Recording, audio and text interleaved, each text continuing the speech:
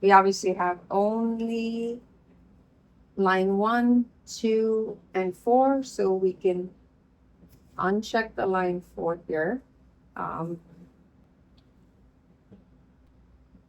Unclamp your connectors.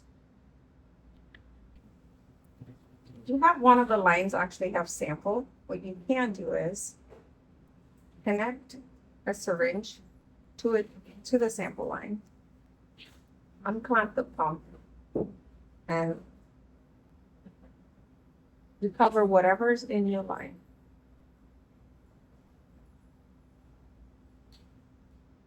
Right? Reclamp it back so you won't have any drips and you've recovered your sample. Now connect, if you want the lines to drain out of whatever is the residue in the lines, so you would run just start now. It's going to empty everything what's remaining in your lines into the prime tube at this point before you connect it to any sort of cleaning solution. So you don't have any intermixing of cleaning liquids with any of the reagents that are already in your tubing line. Once you see the lines are empty, you can actually stop here and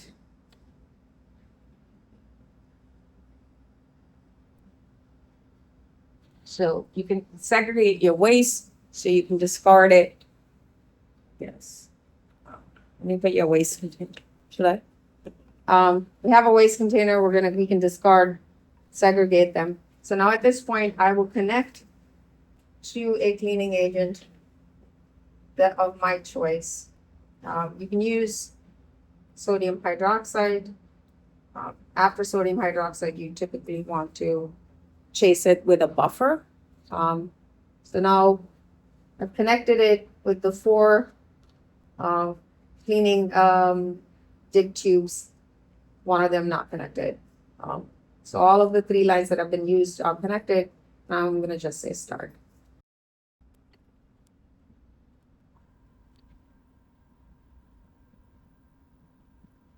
All right, so you come back here, you will actually see something called time elapsed since last cleanup.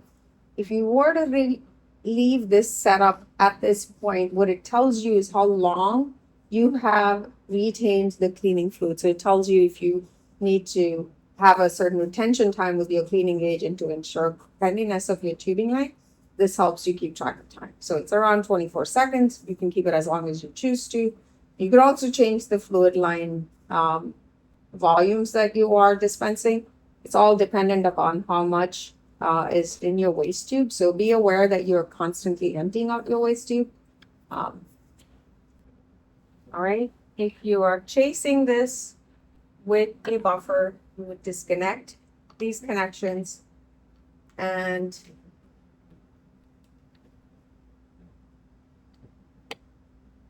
connect it back with a different buffer so you can rinse it out.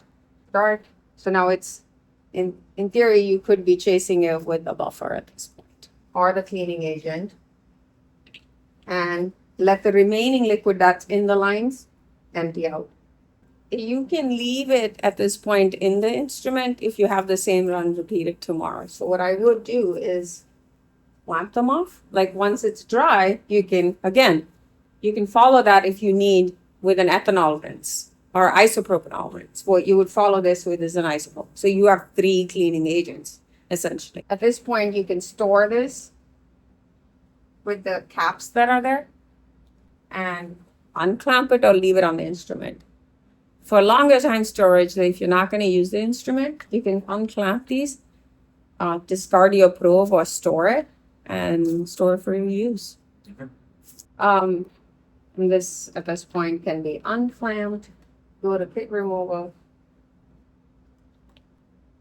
Just remove the assembly the same way you installed it, then put it away.